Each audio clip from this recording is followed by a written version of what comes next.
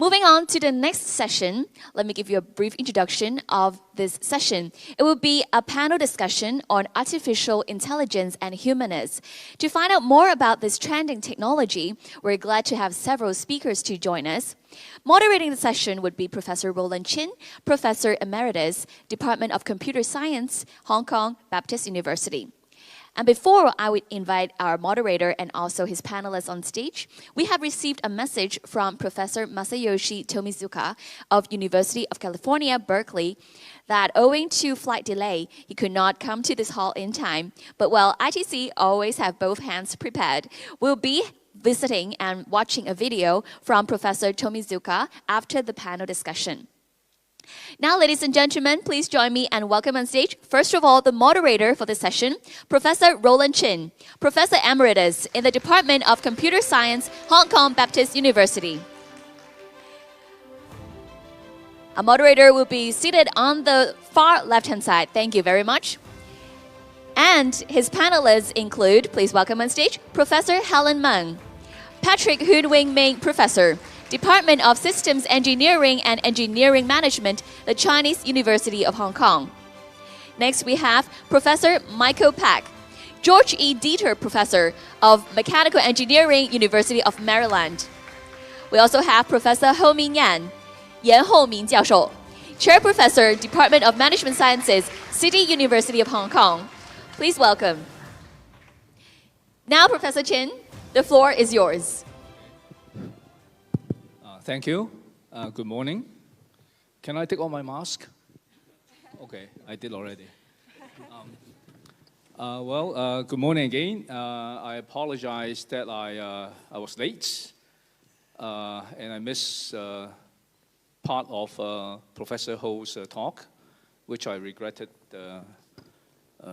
very much. The reason I was late is that I went to the Hong Kong Convention Center. So I took a taxi, quickly came here. While I was in the taxi, I was thinking aloud.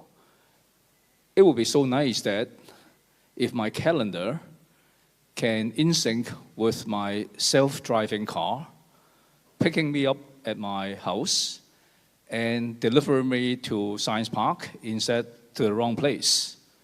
That would be an ideal world. But thinking again, perhaps with a self-driving car, I may get into an accident and then I will be further delayed. The accident could be caused by the car failed to recognize an old lady pushing a big load of recycled paper carton boxes across the street, which is a scene in Hong Kong only and not in the rest of the world, where the self-driving car was trained. You need in AI, in order to train a car to self-drive, you need a lot of data, and the data is usually obtained from other countries and not in Hong Kong because Hong Kong is so small. So with this in mind, let me open up this particular panel and address some, to me, it's very important issues in AI. The title given to this panel and to my panelists is called AI and Humanness. I quickly look up the dictionary, and humanness is defined the quality of being human. What is that? Integrity, morals, self-awareness, ethics, all this good stuff. And so this is not a panel for very technical talk in AI, big data, machine learning, but addressing how human and AI should coexist, or how should human lead the development of AI. In any new technology, of course everyone knows that, the nuclear technology, splitting an atom, it generates nuclear power, great. It also produces nuclear weapon, not so great. So any new technology, such as an AI, we really have to look at what I call AI ethics, which is fairly much not appearing in a lot of discussion or the interest or the awareness is not high. Everyone is focusing on how AI can do great things for us, but hardly anyone discuss aloud about AI ethics. What is AI ethics? To me, it's a system of moral principles intended to inform the development of responsible use of AI technology. Have we ever discussed about these issues? And I hope that during this forum, our speakers, the panelists, can raise a few key ethical issues for discussion. There are many, many AI ethics issues, but we'll focus in only a few. So we are not here to provide solutions to these ethical issues, but to raise awareness. And hopefully, the audience can join in and provide solutions or raise awareness. So there are a number, maybe 2 or 3 or 4 of these issues that we will be addressing. The first one is data misuse. As an example I used because I was late, the AI is basically driven by big data available for machine learning. So garbage in, garbage out. If data are not very good, data are biased, the produce methodology will also be biased. So there are issues about fake news, biased training data, deepfakes, and all these are basically fall under the issues of data misuse. So Michael, one of our panelists, will address that. The second item we want to raise is AI equality. Data is more valuable than oil. Data will be more valuable than water in the future. And there's also another saying that who win the AI war will win the world. So AI is very important economically, geopolitically in the world. AI will also further divide us, the haves and have-nots. So this is called what I call the AI divide. And Helen is going to address the issues of AI equality. There's also privacy and security. Face recognition is widely popular in this part of the world and is illegal in San Francisco and so on and so forth. So there's a cultural difference. There's a security versus privacy. And I hope that the audience can raise these issues and discuss it in our open sections. How about finance? Finance is important in Hong Kong. FinTech, stock market manipulation, the risk and all the famous or infamous Bitcoin situation. Professor Yan is going to talk about FinTech. So we are going to address these few issues, and hopefully at the end of this section, people will be more aware of the necessity of addressing this issue, not just focusing only on the technology part. So I'll stop at that. It's an opening and lay down the background. And then I'll ask my panelists to give their thinking. Each will take about 5 minutes. And after the 3 panelists finish their speeches, we'll open the floor for Q&A and general discussion. Okay? Michael. Greetings, everyone. So I'm actually going to tell a story. And then we're supposed to get questions from you, but I'm actually going to ask you some questions, okay, to think about. So before I start the story, let me just give you a very quick background. So I'm a professor at University of Maryland. My work is in the area of reliability and safety. And my team has been conducting research in this area for over 40 years. I've been at the university for 40 years. Before that, I worked for NASA. And in 1985, we were recognized as a center of excellence in reliability and safety from the US government and set up a center there. We're now funded by over 150 of the world's biggest companies, ranging from Intel and Samsung, HP and Dell and Honeywell and Emerson, as well as companies like Airbus and Boeing and NASA. We're also now working with the CARE Center, the Center for Advanced Reliability and Safety, headed up by Professor Winkle Young, who you saw earlier, and we're helping them, put these things into Hong Kong as well. So, as noted, this session, my part of this is on data ethics, and so I want to tell you a story. So the story starts 20 years ago. 2002, when my team was working with a major laptop computer company, and we were trying to put AI algorithms into the core operating system, the BIOS of the computer. And the BIOS controls all the operations. It's like a little mini operating system that controls everything. And because it controls everything, it also needs sensors within the computer to know what's happening. And our idea was that we would use this BIOS and the sensors there and run this in the background, be invisible, in other words, to the user of the computer. And the purpose was to assess the health of the computers. And when I use the word health, it's not like the last talk. It's how the computer is degrading over time. The speed of the computer, is there any faults? Is there any intermittent failures where you have to reboot, things of that nature? And how can this be used? Why is the company interested in this? Well, they can use it to understand how to repair the computer, sometimes by software upgrades. They can use it to optimize their warranties. They can use it to understand what kind of spares they need. So if they see something is degrading, they can, in advance, determine what kind of spares they want. And they can also determine which suppliers are good, because they have many, many different companies who are supplying parts. So they have redundant suppliers, so they can determine that too. And so in 2002, we implemented these algorithms, and they were examining over 50 parameters that were being monitored by these sensors.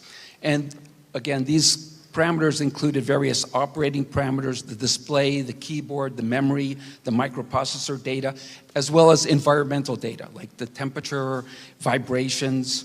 And of course, they knew what the computer model was, and they had a time and date stamp that was all captured. So when collecting this data in situ and using the algorithms, to us it was like putting a doctor on the shoulder of the system. Okay, but in this case, it's not a doctor. It's a combination of the sensors and these algorithms to take these environmental and operational conditions and make some decisions. The project was very successful, but as they started to implement this, they found out that they actually can learn a lot about the user of the computer. So here's the first question to you, everybody.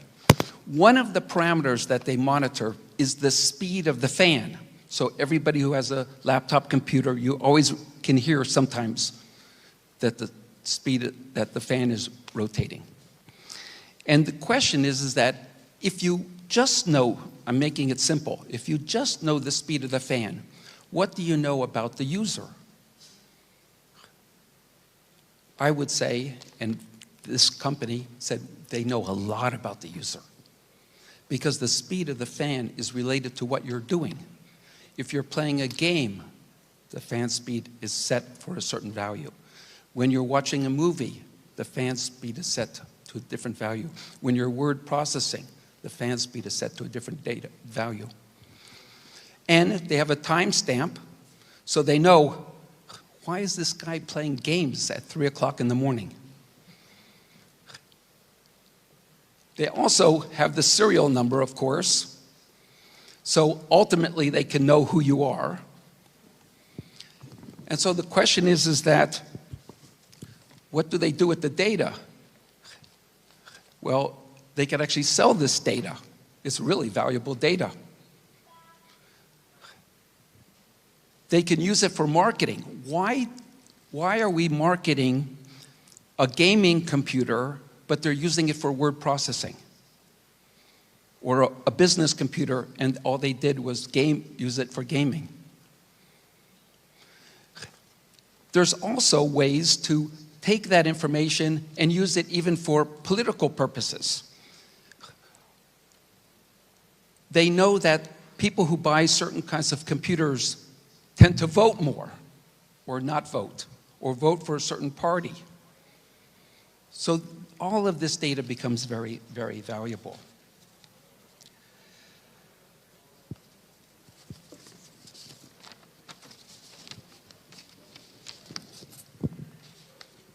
So today, similar data and algorithms, actually, and my group is helping with this, maybe fortunately or unfortunately, we're putting it in cell phones, the computers, as I mentioned.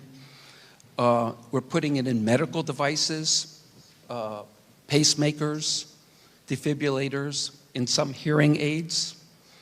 And of course, we put it in things like engine controls, flight management controls for airplanes, in electric vehicles, and other things as well. So given that the companies can collect this and learn a lot about the user, the next question is what's the appropriate ethics related to collecting and using this data? And of course, it's a current debate. And the question really amounts to, do we trust the company? Do we trust the company to handle the data properly? And is there a way to verify that they're doing it properly? As a reliability and safety researcher who has helped implement AI into a lot of systems, I can tell you that I believe that there's tremendous value for people to have these algorithms, again, to ensure the reliability and safety of the products that they, and the systems that they use. But I also understand that there could be limits to that. Where the boundaries are, I am not the person to answer that. And that's the question to all of you. Thank you.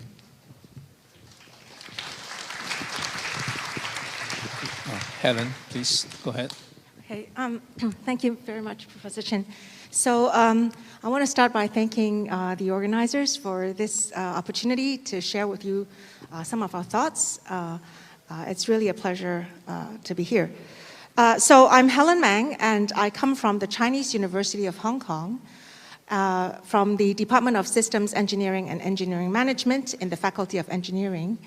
And at the same time, I also serve as the director of the Center for Perceptual and Interactive Intelligence, which is an Inno-Hong Kong funded center focusing on AI research.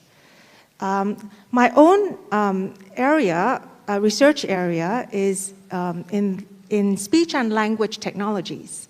So that is really in the roots of AI. If you think of the most original definition of artificial intelligence, it is to build a machine that can use human language to form concepts, to be able to self-learn and self-improve and mimic how humans solve problems. So in fact, speech and language is really quintessentially human. And so through speech and language, through that lens, I come into many issues, especially ethical issues related to AI. Now, just as our moderator, Professor Chin, said, ethics is really a set of moral principles. So as a researcher, it's often on our minds that if you're trying to invent new technologies, one always has to think about what's good versus what's bad, what's right versus wrong, what are our rights and responsibilities, and how do we not only benefit ourselves through our work, but also benefit everyone. Now, in speech and language technologies, historically, most of the research is conducted on English because of the availability of data. And therefore, you can see that on the internet, the two major languages are really English and Chinese. In speech, Chinese referring to 普通话. However, even though you're seeing great strides in recent years in the advancement of speech and language technologies, you can think about talking to Siri, or you listen to some of the automatically generated announcements in speech, and it sounds very natural and very human-like. I have to say that when we try to apply technologies for certain users and certain usage contexts, the performance will degrade drastically. So I'm thinking about, for example, we're here in Hong Kong, and Cantonese is what we call a low-resource language, which means that the data that is available for Cantonese speech is much, much, much less than data in Putonghua or data in English. So therefore, oftentimes, as a researcher, we will conduct our research and we first run our experiments in English, and then we try to find ways to make it work for Cantonese. And especially because we're in Hong Kong, it's extremely important for us to be able to work on robust Cantonese speech technologies. So that's one example. So you might ask, why does the performance of speech and language technologies degrade drastically? And in fact, this phenomenon applies to all the other branches of AI, like computer vision, computer graphics, etc. Speech is just one example. And that's because of data scarcity and sparsity. So when I think of, let's say, in terms of age, at the two ends, the young and the old, actually, the technology does not work as well. Speech technology works the best for native speakers, adult speakers, normal speakers. But as I said, if you think of the elderly, children, the performance will degrade. And if you think of the changes, if you think of, let's say, people with accents, so there are many people that I know who would not use dictation on their smartphones for English. And in my opinion, their English is perfectly fine, high proficiency. It carries maybe a Cantonese accent, and therefore, the technology does not serve such speakers well, and it becomes not so convenient. And if I think of people with speech disorders, a condition, for example, that we refer to as dysarthria, which has many causes. Among them may be stroke, traumatic brain injuries, Parkinson's disease, cerebral palsy, etc. So dysarthric speech is very hard for even humans to understand, but it is important, for us to be able to develop technologies to serve people with speech disorders. Also, all of us are aging. As we age, we have biological changes in our voice and in our speech, and for some others, there may be pathological changes. So therefore, it is very important if we think of developing AI technologies to serve all users. I'm thinking of DEI, diversity, equity, and inclusion. To serve all users and all usage contexts, we must find ways and invent approaches to be able to achieve that goal. And there is work ongoing. I mean, we've been developing technologies that can recognize dysarthric speech with high accuracy. We have been developing technologies that can automatically transform dysarthric speech to become normal sounding speech, so that would enhance the inclusion, the social inclusion of people with speech disorders.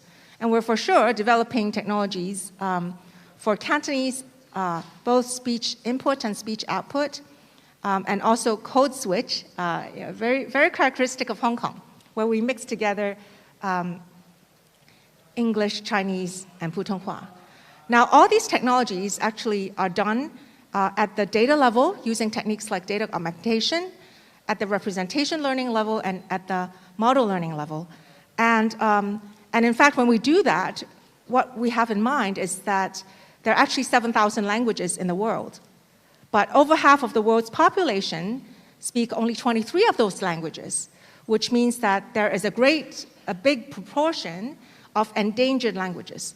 So when we think of doing research in AI, we do need to think of DEI, diversity, serving a diversity of users with technological equity and inclusion. And so we all need to work hard on that with AI ethics in mind. So thank you very much. Professor Yan, go ahead. Yeah, thank you, Professor Cheng. I'm Ho-Ming Yan. I'm professor at the Business School of the City University. At the same time, I act as the director of AI-powered financial technology lab, which is sponsored by the ITC, and which is a unique lab which combines with AI and financial related matters. And I would like to say, if you look at the finance as an industry, finance probably is one of the industry which are exemplary in terms of the making use of the technology. If you're talking to major investment banks like Goldman Sachs, what is your financial institution or your bank, and sometimes they tell you they are technology company because they have quite a number of the population, their employee work on the technology related matter. And when we talk about the data, and Helen mentioned in terms of Cantonese data accessibility, and the finance industry probably is the leader. We know we have Bloomberg, we have Reuters, and in China we have Wing. So there are commercially available data which in the market and which to a certain extent, as long as you pay a fee, you got access. But this is the sort of the industry Professor Cheng just mentioned, and that is very much in a way which involves with different phenomena we all know in the last few days, and we all know that the stable coin, the company got down below, and even founder was I think it's yesterday is on the custody of Bahamas. Okay, so therefore, what I'm trying to say, that is the industry very much ethical matters and which things which are mentioned in many sort of the places. So what do we do in the finance industry? There's always with a way regulation, compliance, and internationally people sit together, set regulations. Okay, and my colleagues talk to me, says, you probably want to look into, in the finance industry, you want to differentiate what is new business and what is new product. Okay, and my observation recently is for those things with the new business, like stable coins, there's a lacking of the regulation, lacking of the compliance because it's new. But on the other hand, if some sort of existing business or that type of thing which we have been doing in the past, but with the new technology is still, even in the finance industry, I said that they are very advanced in making use of technology. They have lots of data, but they're still, when there's a new technology, new source of the data available, if this is, sort of the new product that is subject to regulatory compliance constraints. So this is really sort of the two sides of the coin. On one hand, you have advanced technology and advanced business models, and on the other hand, you need regulatory and compliance conditions. Okay, and recently, the lab we are working on sort of a new, you might say that's a new product. We're looking into a supply chain finance related matter. And in particular, we're looking into those cross-border electronic merchandise. They are working on platforms like Amazon. If you look at their, sort of the profiles, all those companies are small companies. They sell product looks like $20 US, 30 US dollars. But if you look at the volume, those small businesses, their annual sales in Amazon, it's about 400 billion US dollars. And if you're looking into the particular sector, which we are having the data access, if you look at this home and kitchen, and home and kitchen, if you look at it, it contains 1.5 million products and probably 100,000 companies, small companies. The annual sales, it's like 60 billion US dollars. And those companies, they want to expand the business, especially during the this COVID sort of period. They want to expand their business, but there's no way for them to get into loans from our regular bank, because the bank asks for collaterals. What is the collaterals you are having? So I just want to brought up this sort of the issue in the finance industry. We are fighting between the technology, data access. There are new technologies. There are new data which valuable data accessible, but still needed to look into the two sides of matters, regulatory conditions and unregulated new business. Those are sort of things which many of them. I just want to talk to Professor Cheng in a way. Some of those things technology can help. That is why we are existing with those innovation technology centers. Let me stop here. Okay.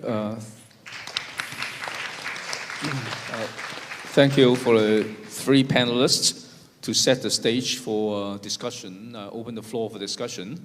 Of course, just again, to recap, Michael addressed the data integrity, Helen about AI equality, and then, of course, Professor Yang talked about the finance, which is very related to data and AI.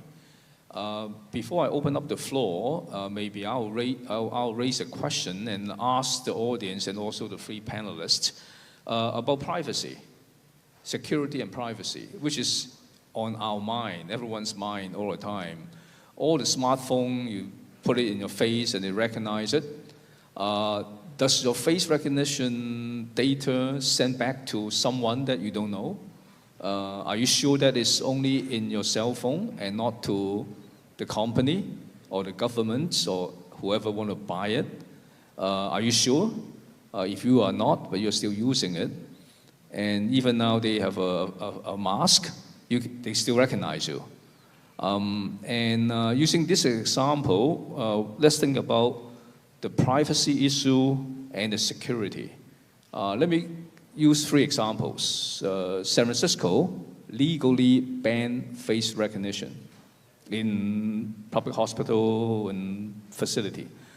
Hong Kong, if you remember, the government pushed out this COVID apps. I don't recall the formal name of it. I call it the COVID apps. It's to use it to access restaurants and movie theater. And then later on, the citizen found out that there is actually a face recognition function in that apps that the government hasn't told us. The government, of course, came out and said that that function is not being turned on. Okay, so it's still sensitive. In China, people recognize and welcome face recognition, but because they're doing a lot of goods, provide security, arresting people recognizing bad people within 3 seconds in a stadium full of 10,000 people. So in different cultural aspects, face recognition alone, this application, generates a lot of discussions. So my question to you, to the panel, is that should we have law, the legal aspect law, to protect our privacy, okay? Or should we trust the government to do it, or should we trust the company to do it, or should we just do it ourselves, like not using it, or using it very cautiously? So these are balancing of any new technology, the goods and the bads. Panelists, and then I'll come back to the audience and ask you for your opinion. Anyone? Yeah, I think you go back to this concept of trust. And so can we trust the maker of the app or the company who's going to use it. And you look at, so like in mainland China, you don't have Facebook, you don't have Google. There's a view that somebody would use this data in an untrustworthy way. So yesterday, I got an email from my university. My university is a state university, University of Maryland. We are not the first state to do this, but I think we're the 5th state. And I'll just read part of this for you.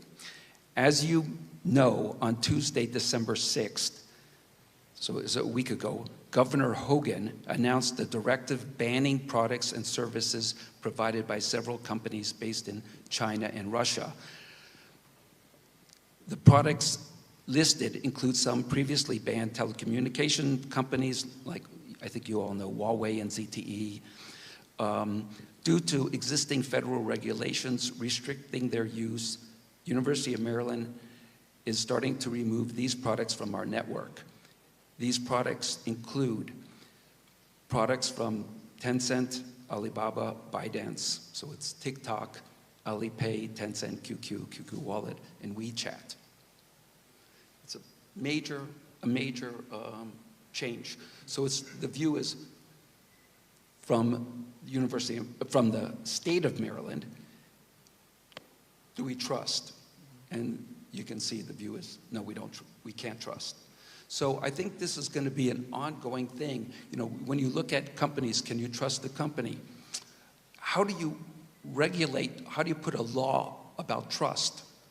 I think in many instances you're finding that they can't determine what the law is. They can't determine how to verify or enforce the ethics. So the view is along the lines of what you're saying, just don't allow it. Anyone else on the panel? Yeah, I'll take a shot. I think oftentimes technology runs ahead, of legal regulations, and I feel that because AI is able to do a lot for mankind or humankind, it certainly has its attractions, and AI is grounded on big data, machine learning, cloud computing. So we do need to support it, but as the legal frameworks are developing, data governance frameworks are developing, I think for the general citizen, for everyday people like ourselves, I think we must have a keen awareness of the fact that when you're using certain AI-enabled apps, services, your data is being collected. And so I think we need to exercise good judgment, and certainly trust is in that equation. I actually write a pre-tertiary AI curriculum for Hong Kong, and many students are actually studying, learning AI through that curriculum, and for junior secondary students. And one of the emphasis that I have placed in one of the chapters is really awareness, how to protect your own privacy.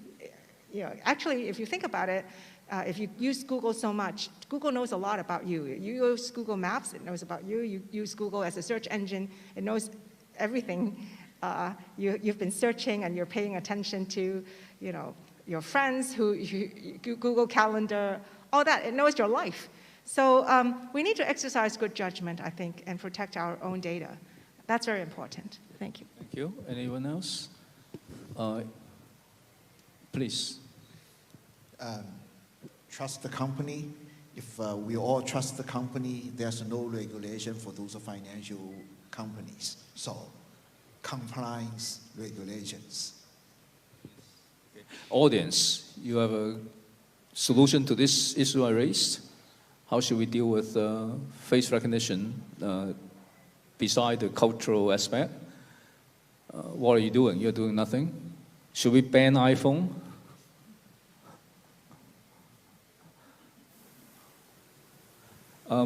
Trust. Michael mentioned trust.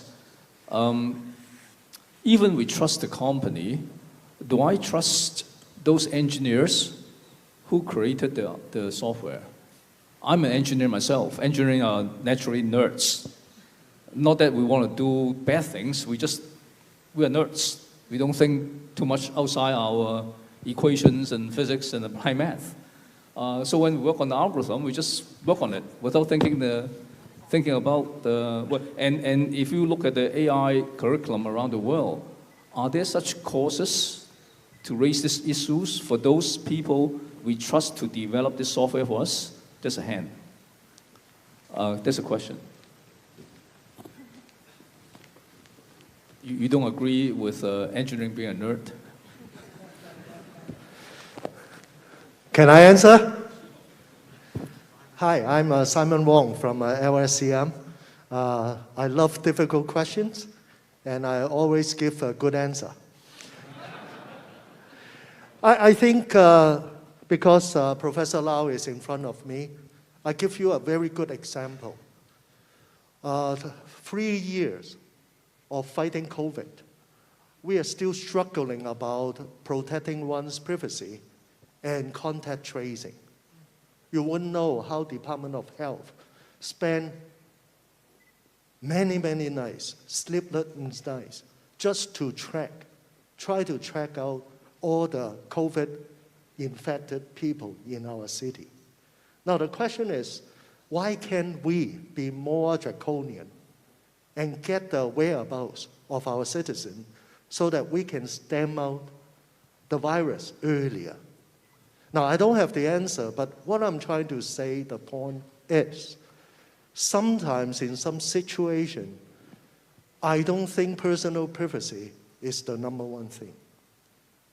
I hate to say that because it may not be very popular, but we went through 3 years of COVID. And from our dear Professor Ho, we are still struggling. Now, what means can we use to fight it? I think we need to give it a thought. Second point I want to raise is that in the whole context of privacy and legal regulation, I always feel as a layman, law is for human. It's not for a computer or a software. I think trying to instill law or banning certain equipment from doing something that human is the mastermind is futile. I may not be right, but these are the 2 points. Thank you, Professor. Well, thank you, Simon. Simon raised a good point of freedom versus responsibility. Basically, it's a larger topic. Even we drill down to the face recognition example. Anyone want to say a few things about this? Or if not, you want to ask questions, panelists, what they address about the finance, about stock manipulation. People in Hong Kong are very interested in finance, stock manipulation. Is there a hand raised somewhere? Oh, sorry, I didn't see you. Hello, I'm a PhD student in Hong Kong Baptist U. And I think the regulation should not put in the AI, and instead it should put in the human that have the access or who create the AI, like the engineer. And as the Professor Pesh said, there is a sensor in the fan so that the company can monitor the customer, but there is no sensor for who have the access of that data. And I think we should at least put a monitor system or propose a monitor system to who can access the data, and at least some problem occur, maybe some privacy leak, we can trace back which set of people have the access of this data, and maybe some penalty for that. That's my comment. Thank you. Access of data, so data integrity. As I mentioned earlier, all AI algorithms are driven by the machine learning of big data. So garbage in, garbage out. You have good data, you get good outcome. You have bad data, you get biased outcome. Like, for example, in the US, if you search human faces, using that as example again, for African American the accuracy is very low, extremely low compared to Caucasian whites and so on and so forth. Because data available is sparse, scarce compared to Caucasian image data. If you look at using all the face images on the internet and so on and so forth, you get a lot more white faces than black faces, and thus the outcome become biased. So for, again, a nerdy engineer, if I was tasked to do a job, I'll just collect as many faces. I never thought about this social problem. Just generate a software or algorithm which give me the best accuracy with regardless of all these social issues.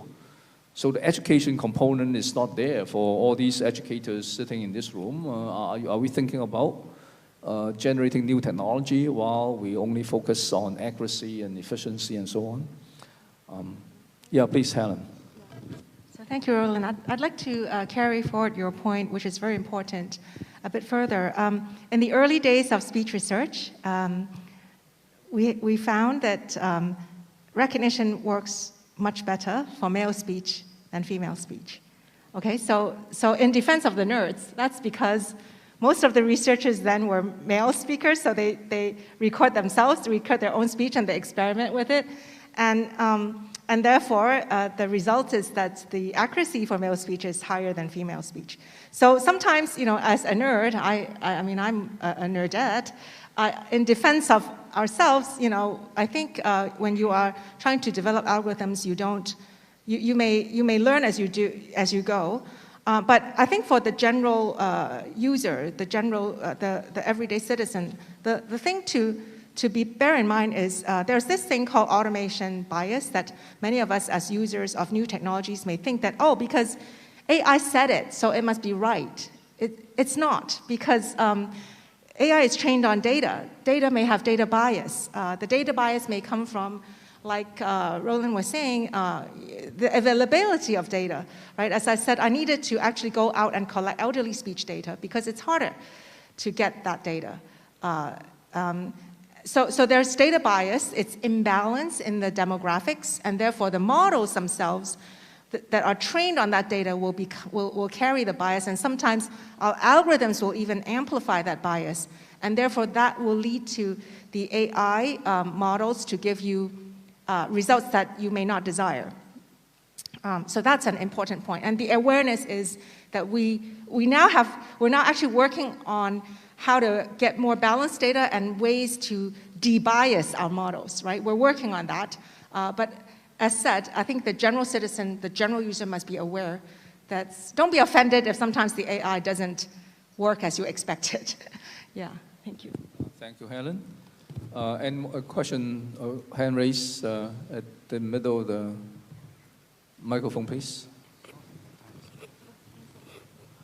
Oh, time's up. Time's up is facing, okay. Hello, I'm Zia. Go ahead, please. I'm Zia, a PhD candidate at the Chinese University of Hong Kong.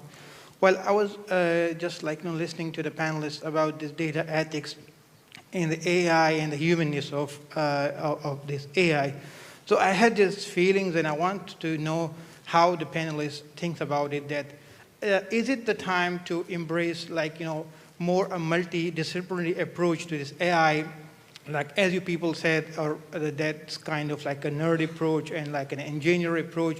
So rather than having this solo flight, so don't you think that it would be better to embrace like a multidisciplinary approach to these things, like embracing psychology and sociology, and having this humanness on board, and then maybe some of the data things or some of the ethical issues might be removed or minimized. Thank you so much. Okay, that's a good question. Good statement, a good solution concerning, because there's any new technology, usually it goes very fast in applications and success and so on. And now AI is exactly at this stage, in my opinion, and we have to catch up, we meaning the rest of the discipline.